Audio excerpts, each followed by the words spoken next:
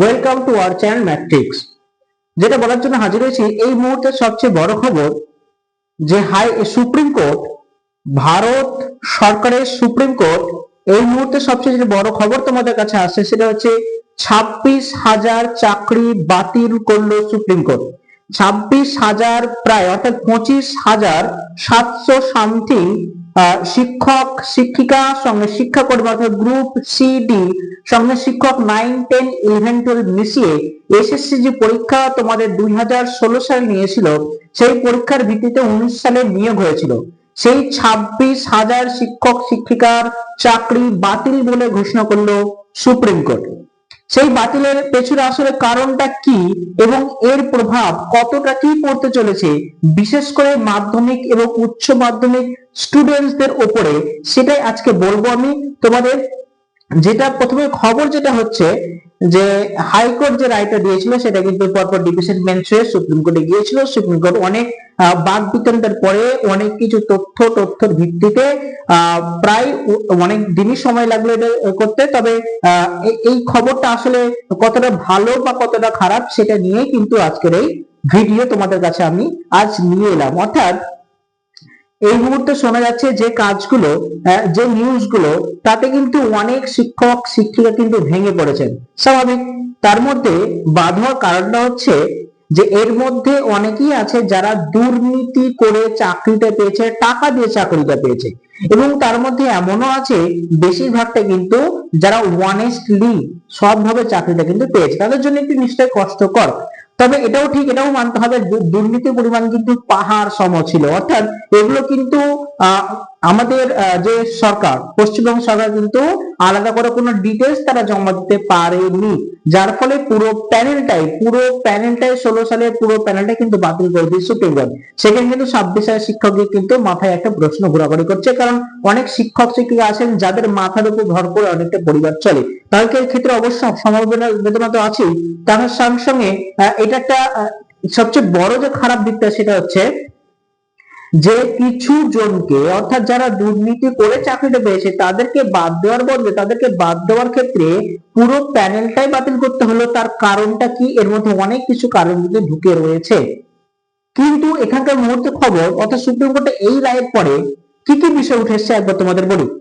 যে বলছে হাইকোর্টের নির্দেশে হস্তক্ষেপ করলো না সুপ্রিম কোর্ট, যেটা কিন্তু বলা ছিল সেটাই করেছে, কিন্তু সামান্য কিছু পরিবর্তন কিন্তু এখানে করা হয়েছে। কি কি পরিবর্তন?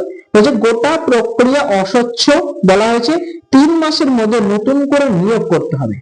অর্থাৎ 2016 সালে যে সমস্ত ক্যান্ডিডেট পরীক্ষা দিয়েছিল উত্তীর্ণ বা অনুত্তীর্ণ, তারা সবাই কিন্তু আবার একবার পরীক্ষা দেবে 3 মাসের মধ্যে, এটা কিন্তু নিতে বলেছে সুপ্রিম কোর্ট। সেই সঙ্গে সুপ্রিম কোর্ট বলছে যোগ্য অযোগ্যদের আলাদা করে তালিকা জমা দেয় এসএসসি, অযোগ্যদের চাকরি যাবে, 12% সুদ সহ তাদেরকে বেতন ফেরত দিতে হবে।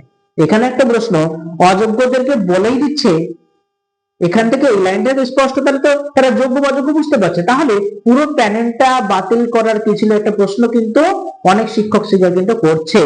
যদি অযোগ্যদের টাকা দিতে হয় এবং যদি প্যানেলটা স্বচ্ছ অস্বচ্ছ নিয়োগ পরিষ্কার আলাদা করতে না পারা যায়, তাহলে কি করে বলা হলো অযোগ্যদের টাকা ফেরত দিতে যাবে? সেটা একটা প্রশ্ন কিন্তু থেকে যাচ্ছে। মূল কথা হলো অযোগ্যদের চাকরি যাবে, 12% সুদ সহ তাদেরকে বেতনে কিন্তু ফেরত দিতে হবে, নতুন নিয়োগেও কিন্তু অংশগ্রহণ করতে পারবে না। ফলে এখান থেকে একটা বার্তা ভবিষ্যৎ প্রজন্মকে, যারা আগামীতে এসএসসি পরীক্ষা দেবে তারা যাতে দুর্নীতিটা না করে অন্তত সেই জন্য কিন্তু ব্যবস্থা নেওয়া হয়েছে।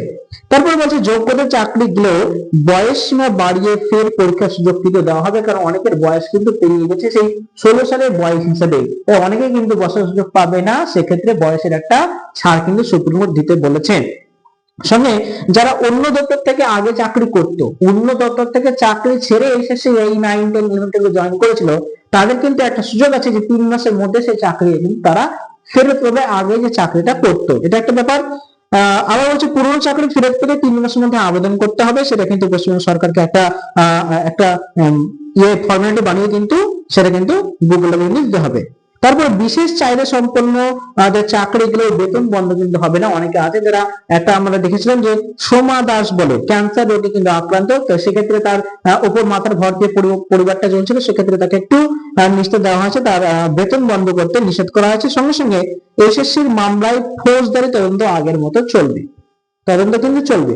সো মূল ব্যাপারটা যেটা উঠে আসছে যে এই যে 26 চাকরি বাতিল হলো, এক্ষেত্রে মাধ্যমিক উচ্চ মাধ্যমিক রিসেন্টলি পরীক্ষা শেষ হলো, তাদের যে রেজাল্ট ঘোষণা করার কথা মে মাসের মধ্যে, তারা কি আদৌ কমপ্লিট করতে পারবে? তারা কি সময় মতো রেজাল্টটা পেতে পারবে? সময় মতো খাতা কি দেখতে পারবে?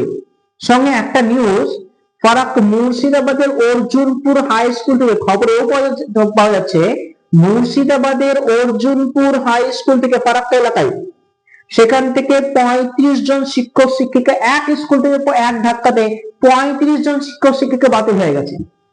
সঙ্গে একটা হিন্দি মিডিয়াম স্কুলে যেখানে 7 জন শিক্ষক, 7 জন শিক্ষিকা সহ একজন শিক্ষক, টোটাল 8 জনই কিন্তু বাতিল হয়ে গেছে। সেক্ষেত্রে প্রত্যেকটা স্কুল থেকে কিছু না কিছু বাদ তো হয়েছে। অর্জুনপুর হাই স্কুল কিন্তু এখানে রেকর্ড পরিমাণ বাদ দিয়েছে। এক্ষেত্রে প্রশ্ন, যে রেজাল্টের মাধ্যমিকের যে খাতাগুলো এতক্ষণ বাকি ছিল, অর্ধেকের বেশি খাতা কিন্তু দেখতে এখনো বাকি রয়েছে। সবে মাত্র এপ্রিল মাস, মে মাসের শেষের দিকে কিন্তু রেজাল্ট পাবলিশ হয় বা হওয়ার চান্স বেশি ছিল। সেটা কি হবে এই মুহূর্তে দাঁড়িয়ে কিন্তু কিছুটি বলা যাচ্ছে না।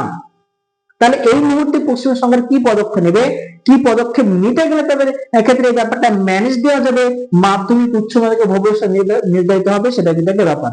সঙ্গে সঙ্গে এটাও কিন্তু প্রশ্ন উঠে আসছে যে খাতাটা দেখবে বা যারা দেখবে, যেসব শিক্ষক শিক্ষা বাতিল বলে ঘোষণা করলো, তারা তার খাতা দেখবে না আশা করি। পশ্চিমবঙ্গ সরকার তাদেরকে নতুন করে বহাল রাখবে নিজ দায়িত্বে খাতা দেখানোর জন্য? আশা করি সেটা হয়তো করবে না। সেক্ষেত্রে যদি খাতা দেখা হয়, তাহলে এক্ষেত্রে রেজাল্টের গড়মিলের পার্থক্য আসবে। অর্থাৎ যারা মনে করছে আমি এটা বিষয় ভালো পরীক্ষা দিতে পেরেছিলাম, তাদের খাতাটা হয়তো অন্যভাবে দেখা হতে পারে, অন্য টিচার দেখতে পারে, কোনো কন্ট্রাক্টর টিচার হয়তো দেখতে পারে। সেক্ষেত্রে খাতাটা দেখাটাকে ফুলফুল হবে। যারা আশা করছে আমি আশানুরূপ নম্বর পাবো, তারা কি সেই নাম্বারটা পাবে? কিংবা যারা খারাপ পরীক্ষা দিচ্ছিল, যাদের মনে ভয় ছিল আমি পাস করতে পারবো কি পারবো না, তারা কি ভালো মার্কস পেয়ে যেতে পারবে? ব্যাপারটা কি হবে? সবটাই কিন্তু ধোঁয়াশা। আপাতত এই মুহূর্তে খবর হচ্ছে 26,000 বাতিল শিক্ষক শিক্ষিকার রায় কিন্তু সুপ্রিম কোর্ট থেকে চলে এসেছে।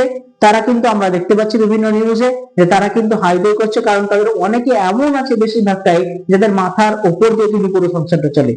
সেক্ষেত্রে যারা দুর্নীতি করে চাকরি করেছে তাদের ক্ষেত্রেও আমার কিন্তু সহমর্মিতা থাকবে না। যারা অরিজিনাল চাকরি পেয়েছে, যারা অনেস্টলি, তার কিন্তু তাদের কিন্তু খুব কষ্টকর বিষয় একটা। তাদের জন্য আন্দোলনের একমাত্র পথ, তারা এই মুহূর্তে ধৈর্য ধরে থাকতে হবে তাদেরকে। তাদের একটা ব্যবস্থা নিষ্ঠা না করলে তারা কিন্তু ক্ষান্ত হতে পারবে না। এই মুহূর্তে হট করে সিদ্ধান্ত নেওয়া কিন্তু ঠিক হবে না। সেক্ষেত্রে মাথা ঠান্ডা রেখে কাজ করতে হবে, এবং আমরা দেখবো আসলে পশ্চিমবঙ্গ সরকার এটার রিভিউ পিটিশন করে কি না, বা সুপ্রিম কোর্ট এটাকে নতুন করে বিচার করতে পারে কি, সেটা পরের ব্যাপার। সবটা কিন্তু ধোঁয়াশা। তবে যেটা মূল খবর সেটা হচ্ছে এটাই যে মাধ্যমিক উচ্চ মাধ্যমিক খাতার উপর একটা এফেক্ট তো পড়বেই। সো আজকের নিউজ এটাই ছিল। রিসেন্টলি আমাদের নিউজ নিয়ে আসা যে 26 চাকরি বাতিল যে মামলাটা ঘোষণা করলো, সেটা কতটা প্রভাব ফেলবে আমাদের সেটাই দেখার, বা এর বিপক্ষে আমাদের কি কি পদক্ষেপ নিতে হবে সেটা কিন্তু অবশ্যই তোমাদের জানানো হবে। আজকে এই মুহূর্তে আমাদের রাখতে হবে, অনেক জিনিস আমাদেরকে আবার রিভিউ করতে হবে। সেক্ষেত্রে এই মুহূর্তে আমি তোমাদের বিদায় জানাচ্ছি। দেখা হচ্ছে পরবর্তী ভিডিওতে। তোমরা ভালো থাকুন, সুস্থ থাকুন। দেখা হচ্ছে পরবর্তী ভিডিওতে। সঙ্গে থাকুন আমাদের। ওকে।